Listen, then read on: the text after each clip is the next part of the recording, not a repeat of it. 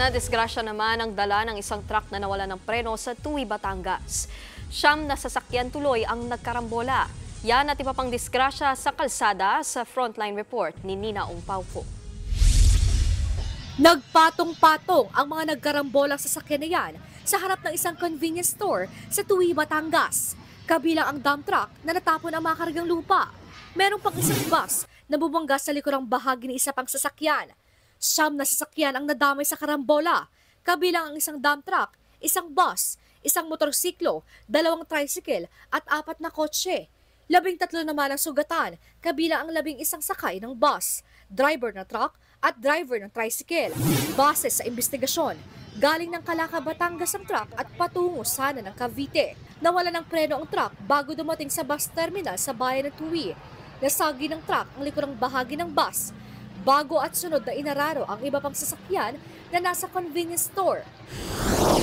Sa kuha ng dashcam na ito sa Cuenca, Batangas, makikita ang isang binatilong nagbibisikleta kasama ang iba pang siklista. Nakasalubong nila ang isang truck na may iniwasang tricycle sa harap. Maya-maya pa, natumba ang binatilyo at nagulungan ang nakasalubong na truck. Dinala ang biktima sa ospital pero binawian ng buhay. Ayon sa pulisya, nag-break daw ang siklista na nasa harap ng biktima para iwasan ng truck na kinain ang kanilang linya. Ang biktima naman, nawala ng kontrol kaya natumba sa kalsada hanggang sa natuluyang nagulungan. Wasak ang unahang bahagi ng van na ito sa Mayorga, Leyte.